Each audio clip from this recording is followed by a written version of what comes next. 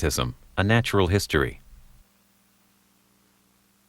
Today, Attorney General John Ashcroft began a 12-city tour to talk about the war on terrorism and the Patriot Act. The host of today's speech in Washington, D.C. was the American Enterprise Institute. This is about 20 minutes.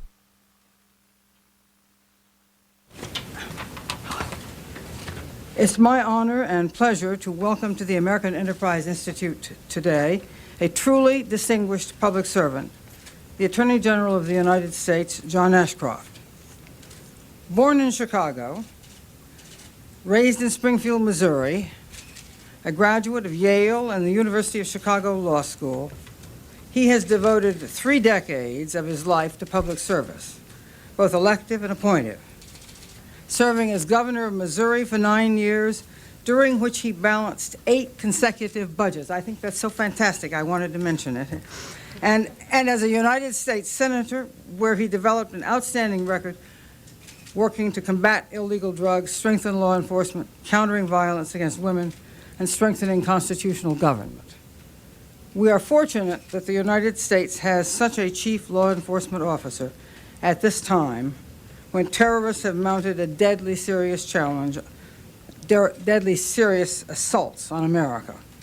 Speaking in a recent interview about those terrorist assaults on America, the Attorney General commented, I quote, "It's those who hate liberty who made the attack.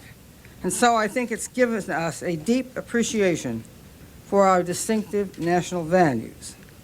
I don't think it's changed our values so much as caused us to all develop a sense of sobriety and think about what we really stand for." Like our president, the Attorney General has met their challenge with courage, determination, and real leadership. He will speak to us today on securing our liberty, how America is winning the war on terror. Mr. Attorney General.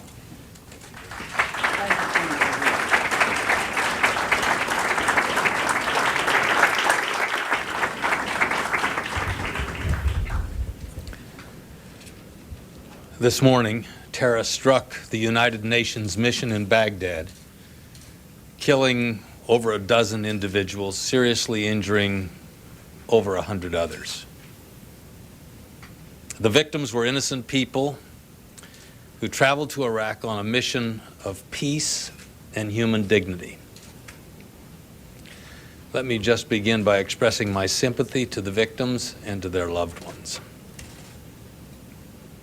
This morning's attack confirms the worldwide terrorist threat is real, it is imminent.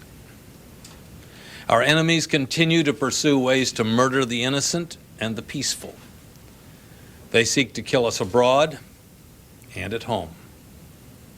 But we will not be deterred from our responsibility to preserve American life and liberty, nor our duty to build a safer and more secure world. Nearly 2 years have now passed since American ground was hallowed by the blood of innocents.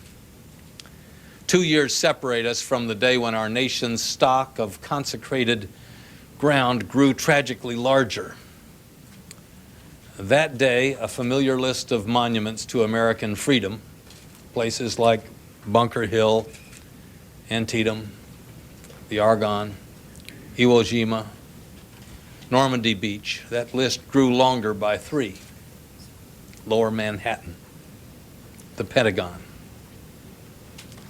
a field in Shanksville, Pennsylvania.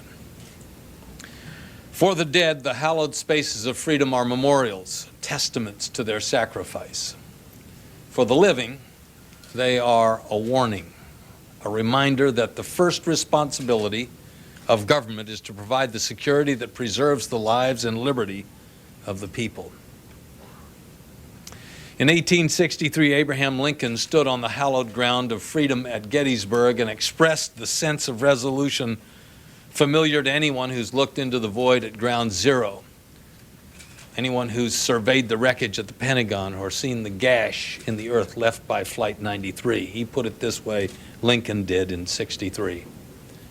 We cannot dedicate, we cannot consecrate, we cannot hallow this ground, Lincoln said. The brave men, living and dead, who struggled here have consecrated it far above our poor power to add or detract. The responsibility of those who remain, said Lincoln, is not to honor the dead with words, but with actions. To be, and I quote, dedicated to the unfinished work which they who fought here have thus far so nobly advanced. Well, it is today as it was then.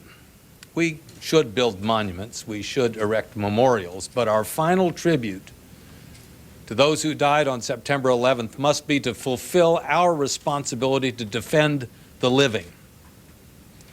Our greatest memorial to those who have passed must be to protect the lives and liberties of those yet to come. The unfinished work of September 11th began before the towers fell, when Americans began to fight back against terror. It was the work of the passengers on Flight 93 who fought to end the flight in a Pennsylvania field rather than a building on Pennsylvania Avenue. It was the work of the firefighters and police officers running up the stairs as others were running down. It was the work of unknown heroes whose stories will never be known, but whose spirit is the measure of hope we take from that terrible day. The cause for which these men and women gave their last full measure of devotion, the protection of the lives and liberty of their fellow Americans, has become the cause of our time. It has transformed the mission of the Justice Department.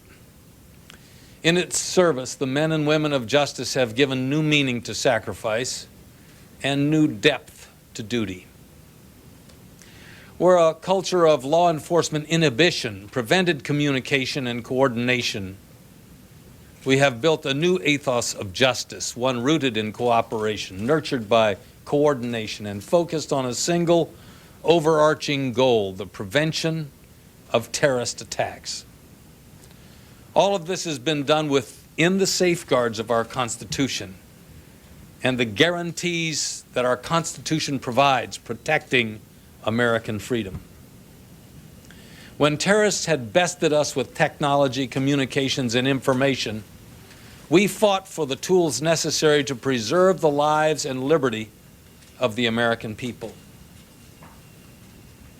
In the long winter of 1941, Winston Churchill appealed to the United States for help in defending freedom from Nazism with the phrase, "Give us the tools and we will finish the job." In the days after September 11th, we appealed to the Congress for help in defending freedom from terrorism with the same refrain, "Give us the tools and we will finish the job." Congress responded by passing the USA Patriot Act by an overwhelming margin. And while our job is not yet finished, we have used the tools provided in the Patriot Act to fulfill our first responsibility to protect the American people. We have used these tools to prevent terrorists from unleashing more death and destruction on our soil.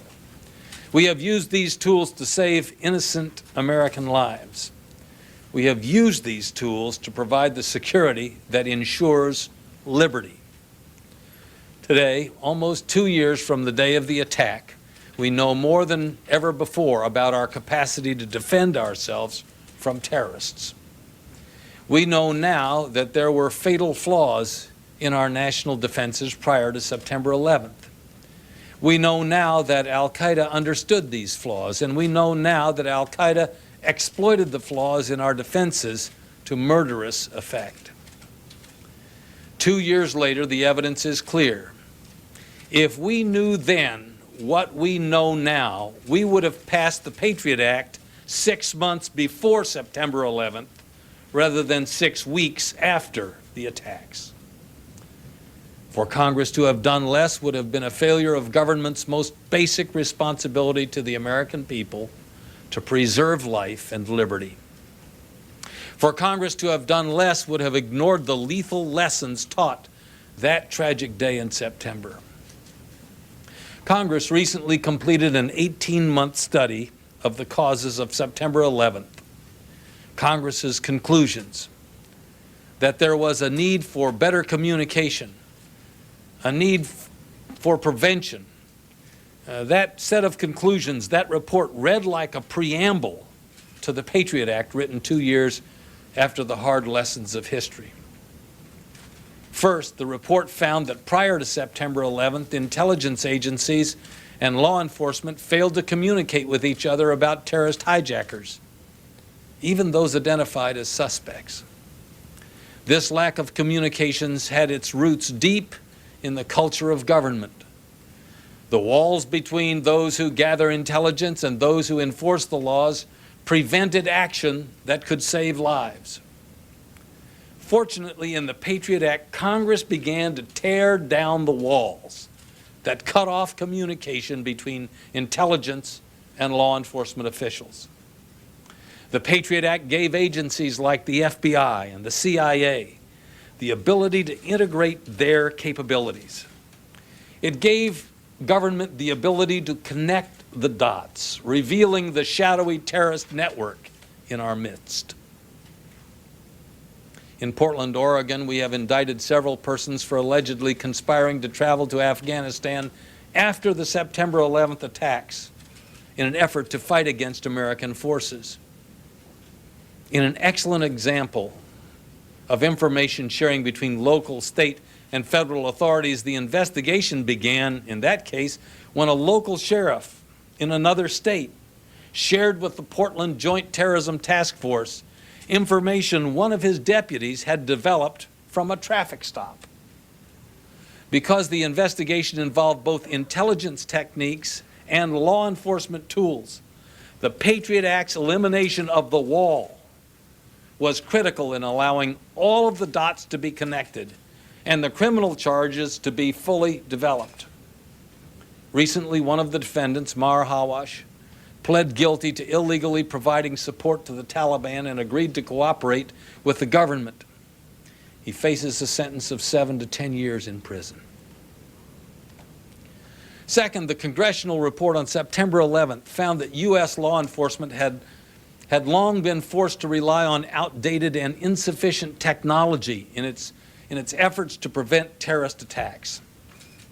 Fortunately, in the Patriot Act, Congress gave law enforcement improved tools to prevent terrorism in an age of high technology.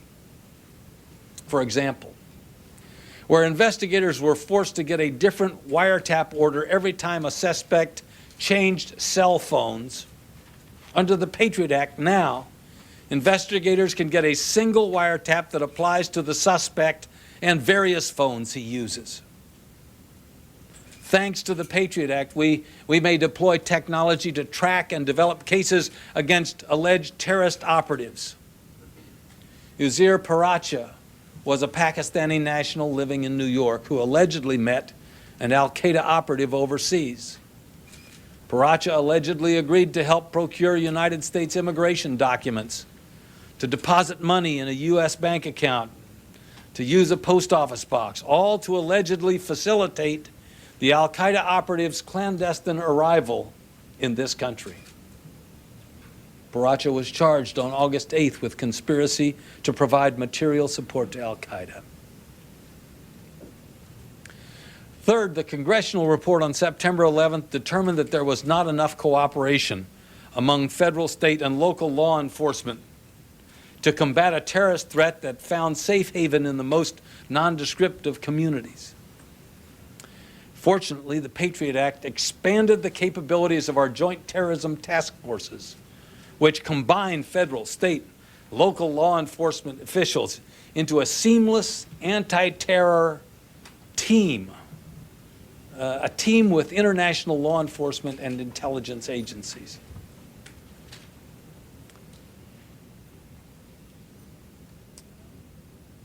Hemant Lakhani is an alleged arms dealer in Great Britain who is charged with attempting to sell shoulder-fired missiles to terrorists for use against American targets.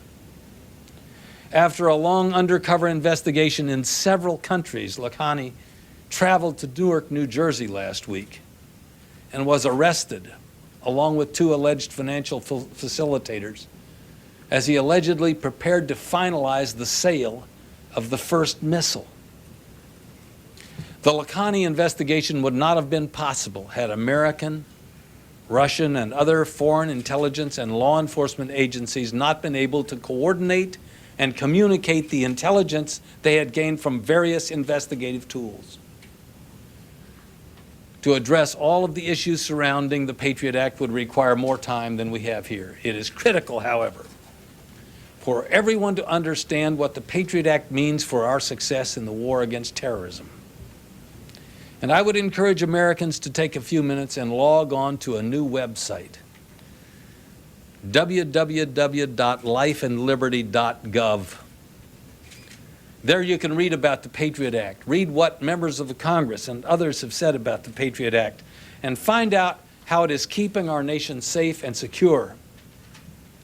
Armed with the tools provided by the Patriot Act, the men and women of justice and law enforcement have dedicated themselves to the unfinished work of those who resisted, those who assisted, and those who sacrificed on September 11th.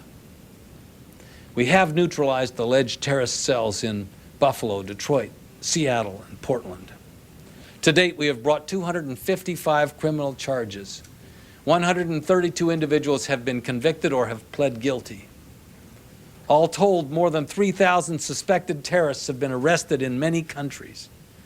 Many more have met a different fate.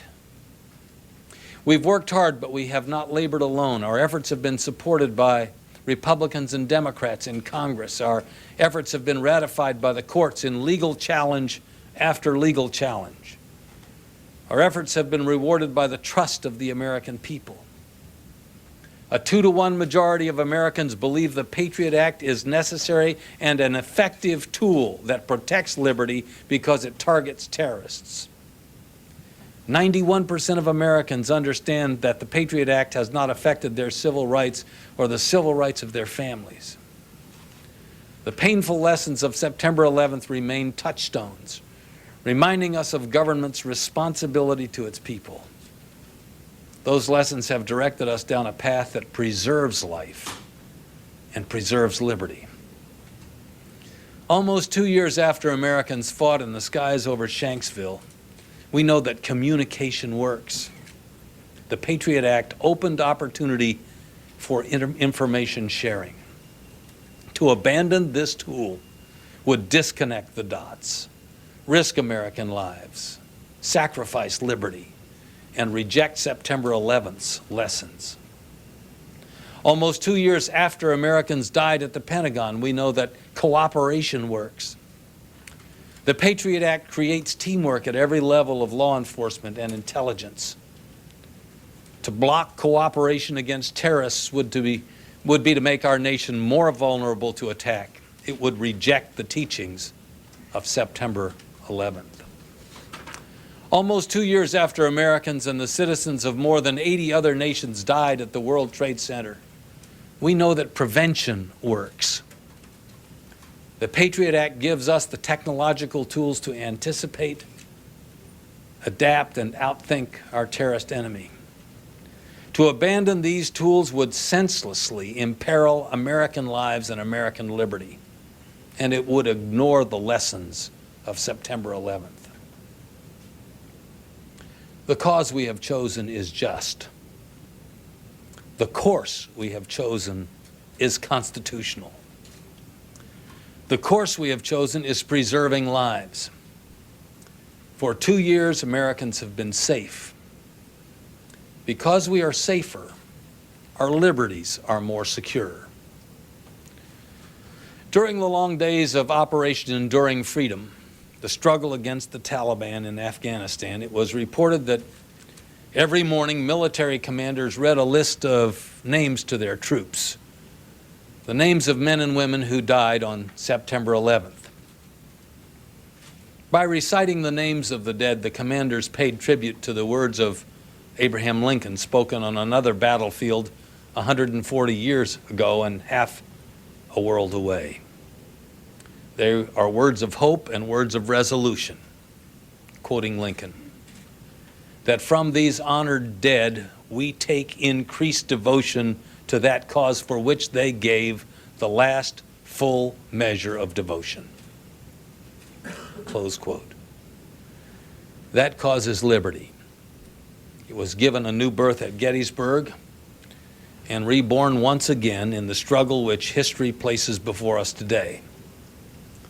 We did not seek this struggle, but we embrace this cause. Providence, which has bestowed on America the responsibility to lead the world in liberty, has also handed America a great trust to provide security that ensures liberty. We accept this trust not with anger or arrogance, but with belief. Belief that liberty is the greatest gift of our Creator. Belief that such liberty is the universal endowment of all humanity. Belief that as long as there is an America, liberty must not, will not, shall not perish from the earth. Thank you very much. God bless you, and God bless America.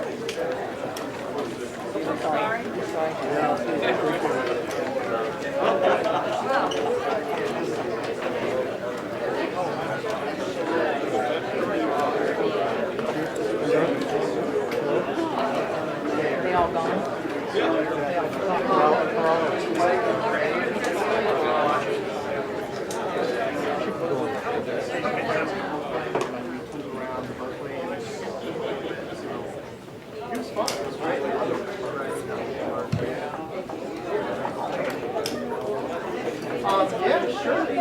You been out with Angela, you know about the basketball party we're planning on the 6th? Oh, really? Here?